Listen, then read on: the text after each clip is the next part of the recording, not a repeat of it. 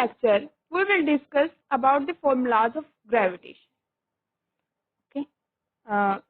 सिर्फ हम उन्हीं फॉर्मूलाज को डिस्कस करने वाले हैं जो नीट और जेई में लास्ट 10 इयर्स से आ रहे हैं. ठीक है, relevant formulas only. First formula is Newton law of gravitation. F is equal to G m1 m2 by r square, where F क्या है? फोर्स है of attraction between 2 point masses of mass m1 and m2. Suppose मेरे पास दो masses हैं m1 और m2, वो किससे separated है? एक डिस्टेंस r. तो जो हमारा फोर्स ऑफ ग्रेविटेशन का फॉर्मूला है वो हमारा क्या होगा? G m1 m2 by r square, where G is the universal gravitational constant, whose value is 6.67 into 10 to the power minus 19 Newton metre square per kg square. Okay, जो gravitational force होता है वो हमेशा अट्रैक्टिव इन नेचर होता है और central होता है. ओके, और second formula is gravitational potential energy, which is denoted by U. U is equal to minus G m1 m2 by r. Next, our third formula is acceleration due to gravity. अब इसमें हमारे पास तीन cases आ सकते हैं. या तो हम अर्थ की सरफेस पे देखें. अगर हम अर्थ की सरफेस पे देखते हैं तो हमारा एक्सेलरेशन ड्यू टू ग्रेविटी क्या होगी? Capital G m by r square. जो r है वो रेडियस ऑफ अर्थ है एंड me क्या है? Mass of earth, whose value is equal to 9.8 metre per second square. Suppose हम अब अर्थ की सरफेस की बजाय किसी हाइट पर चले गए एट अ हाइट h, तो जो हमारा फॉर्मूला हो जाएगा एक्सेलरेशन ड्यू टू ग्रेविटी वो क्या हो जाएगा? G बाय 1 प्लस h, जितनी हम हाइट पर गए हैं अर्थ की सरफेस से, by r radius of earth का होल स्क्वायर. सपोज जो मेरी हाइट है वो बहुत ज्यादा स्मॉल है as compare to radius of earth, तो हम इस फॉर्मूले को ऐसे भी लिख सकते हैं G dash is equal to G into 1 minus twice of height by r e. Suppose अब हम अर्थ की सरफेस से एक हाइट पर जाने की बजाय कुछ डेप्थ पर चले गए, लाइक दिस. हम एक डेप्थ d पर चले गए. ठीक है, radius of earth R E है. ये जो हमारा डिस्टेंस बच गया ये क्या बच गया? R E minus D. तो हमारा जो एक्सेलरेशन ड्यू टू ग्रेविटी का फॉर्मूला होगा वो क्या होगा? G dash is equal to G, जो सरफेस पे है gravity, into 1 minus D by R, where d is the depth and r is the radius. Remember here जो d है वो हमारी डेप्थ है. Okay, now came to our third, effect of rotation or latitude on gravity, on acceleration due to gravity.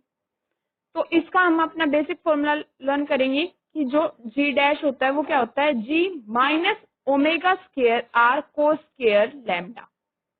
Okay, where lambda is the angle of latitude. इसको आप theta से भी denote कर सकते हैं क्योंकि ये हमारे एंगल को शो कर रहा है, जिस नोटेशन है. And omega is the angular velocity and r is the radius, where G is the acceleration due to gravity. Suppose अब मैं इक्वेटर पर आ गई. ठीक है, इसमें दो केसेस हो सकते हैं, या तो आप इक्वेटर पे हो या आप अर्थ के पोल्स पर हो. अब अगर आप इक्वेटर पे हो गए तो थीटा 0 है, सिंपल. कोस 0 क्या होता है? 1. तो हमारा फॉर्मूला बच गया G dash is equal to G minus R omega square. Case 2 क्या हो सकता है? आप पोल्स पर हैं. पोल्स पर थीटा क्या होगा? 90 डिग्री. कोस 90 0, तो ये वोल्ट टर्म क्या होगी? 0. तो G डैश क्या हो जाएगा? G के इक्वल. ओके, और next formula is for gravitational field, you can से ग्रेविटेशनल इंटेंसिटी. इसको आप किससे डिनोट करेंगे? E से या I से. अब इसमें कई चीज के कारण हो सकती है. सपोज किसी पॉइंट मास के कारण पूछ लिया, होलोस्फेयर के कारण पूछ लिया, किसी रोड के कारण पूछ लिया, किसी एक्सिस के कारण पूछ लिया. तो इसमें हम तीन केसेस को डिस्कस करेंगे, पॉइंट मास के कारण, होलोस्फेयर के कारण और सॉलिड स्फीयर के कारण, क्योंकि जो हमारे लास्ट ईयर्स हैं उसमें नीट और जे में इन्हीं तीन पर क्वेश्चन आए हैं. रोड पे एक्सिस पे आ जाएगा इक्वेटोरियल का केस या रिंग के कान, इन पर ज्यादा क्वेश्चन नहीं आए, तो हम अपने मेन फॉर्मूलाज को ही लर्न करेंगे। तो पॉइंट मास के कारण जो ग्रेविटेशनल फील्ड या ग्रेविटेशनल इंटेंसिटी होगी वो क्या होगी, plus G M by R square, where R is the radius, M is the mass and G is the universal gas constant. Suppose मैं किसी होलो स्फेयर की बात कर रही हूँ, होलो स्फेयर को आप स्फेरिकल शेल भी बोल देते हैं, सिंपल शेल बोल देते हैं, ठीक है। तो अब सपोज करो इसमें इस शेल के या होलो स्फेयर के बाहर या इसके सरफेस पर या इसके इनसाइड, तीन केसेस हैं। अगर हम शेल के बाहर की बात करेंगे तो जो हमारी ग्रेविटेशनल फील्ड इंटेंसिटी है वो क्या हो जाएगी, E is equal to G M by R square, where R is the radius. Suppose मेरा यहाँ है, यहाँ बात कर रही हूँ मैं, तो ये हमारा हो जाएगा R। ओके, सरफेस पे बात करेंगे तो जो हमारा रेडियस है वो यहाँ क्या हो जाएगा, R के इक्वल हो जाएगा। अगर मैं अंदर बात कर रही हूँ शेल के अंदर, तो हमारा शेल कैसा है, होलो है, तो इसके अंदर हमारी जो इंटेंसिटी है वो क्या हो जाएगी, 0। इसमें क्या पॉइंट याद करने का है कि जो डायरेक्शन होगी वो हमेशा सेंटर ऑफ स्फीयर की तरफ होगी, मतलब सेंटर की तरफ होगी। Fine. Our next case is for solid. For solid sphere के लिए भी यही तीन हो सकते हैं, आउटसाइड स्फीयर के बाहर की बात हो, सरफेस की बात हो या अंदर की बात हो, ठीक है। तो आउटसाइड की होगी क्या, ग्रेविटेशनल इंटेंसिटी या यू कैन से फील्ड, तो हमारा फॉर्मूला होगा G M by R square, जैसे हमारा होलो स्फीयर के केस में हुआ था। देखो होलो स्फीयर के केस में भी हमारा G M by R square था आउटसाइड के केस में। जब ऑन द सरफेस की बात आई तो G M by R square हो गया, वेयर आर क्या हुआ, हमारा radius of earth. Hollow sphere के केस में इनसाइड द सेल जो हमारी ग्रेविटेशनल फील्ड इंटेंसिटी थी वो 0 थी, बट सॉलिड स्फीयर के केसेस में जो हमारी अंदर होती है वो किसके इक्वल होगी, G M R by R cube की। ओके, बाकी सेम होलो स्फीयर जैसा है, बस इनसाइड को लर्न करना है आपने। अब हमने फॉर्मूलेज देखे थे ग्रेविटेशनल फील्ड या ग्रेविटेशनल इंटेंसिटी। अब देखते हैं ग्रेविटेशनल पोटेंशियल। इसमें भी पॉइंट मास के कारण होगा, तो हमारा फॉर्मूला हो जाएगा V is equal to minus G M by R. Hollow sphere का केस आया, outside minus G M by R, inside या सरफेस पे minus G M by R. जब हम होलो स्फीयर के अंदर ग्रेविटेशनल पोटेंशियल को स्टडी कर रहे हैं या सरफेस पे स्टडी कर रहे हैं, तो इनसाइड भी वही पोटेंशियल होगा जो सरफेस पर होगा। Okay, case third, solid sphere. Solid sphere के में तीन केस आ सकते हैं, फिर आउटसाइड हो, ऑन सरफेस हो या इनसाइड हो। जब आउटसाइड होगा तो minus G M by R. R क्या, टोटल जो हमारा ओवरऑल डिस्टेंस, सपोज यहाँ की बात करें तो हम ये वाला आर, इस रेडियस को रिमेम्बर करना, ठीक है। सरफेस पे होगा तो जो हमारा रेडियस है वो किसके इक्वल हो गया, रेडियस ऑफ अर्थ के, सिंपल यहाँ बस आर आ गया, बाकी से। जब इनसाइड की बात करी जाएगी सॉलिड स्फीयर के अंदर, ठीक है, तो हमारा फॉर्मूला हो जाएगा V is equal to minus G M 3r square minus r square by 2r cube. Okay, now हमारे 5 फॉर्मूलाज हो चुके हैं। अब हम आते हैं अपने फॉर्मूले 6 पर। एस्केप वेलोसिटी, एस्केप वेलोसिटी या you can say least velocity, इसका फॉर्मूला क्या है, V for velocity, escape velocity की बात कर रहे हैं तो इसलिए E is equal to under root of 2gm by R, where m is the mass of planet. अगर अर्थ किससे बात कर रहे हैं हम तो मास ऑफ अर्थ आ जाएगा, ठीक है। ऐसे सेम r क्या है, रेडियस ऑफ प्लेनेट, अर्थ से बात की तो हमारा रेडियस आ जाएगा अर्थ का, ठीक है। ये नीट में एक बार क्वेश्चन आया था कि क्या एस्केप वेलोसिटी मास पर, सैटेलाइट के मास पर या एंगल ऑफ प्रोजेक्शन पर डिपेंड करती है, तो हमारा आंसर है कि doesn't depend on mass M and angle of projection. Okay, our next formula is orbital velocity, या you can say critical speed. तो v नोट orbital o लगा दिया is equal to under root G M by are.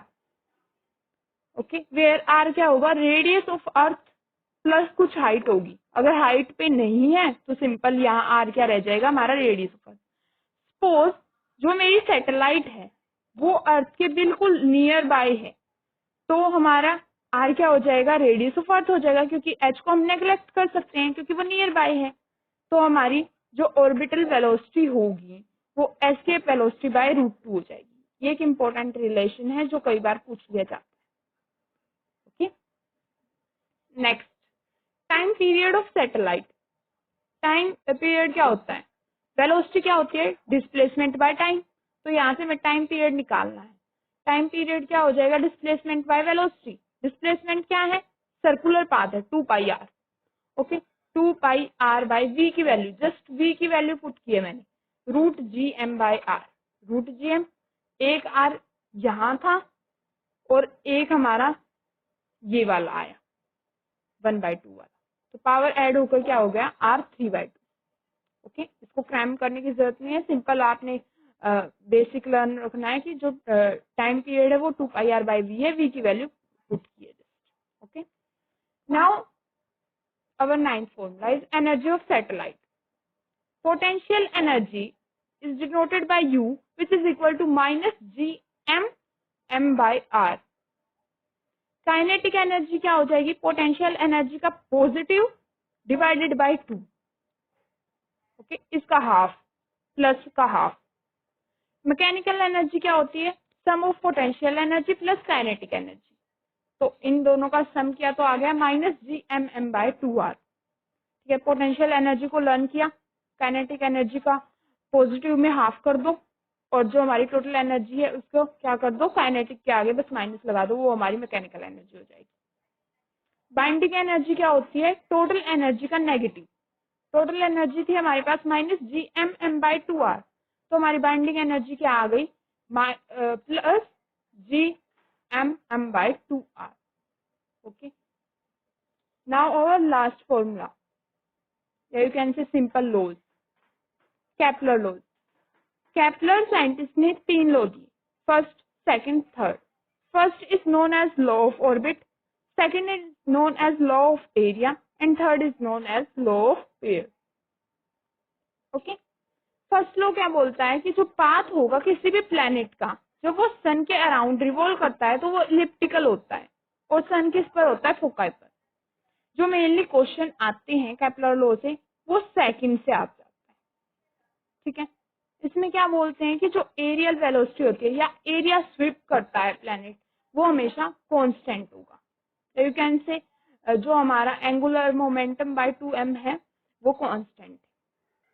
ठीक है, third law को बोलते हैं known as law of period, जिसमें क्या बोल रहे हैं कि जो टाइम पीरियड का स्क्वायर है वो डायरेक्टली प्रोपोर्शनल है सेमी मेजर एक्सिस के क्यूब के.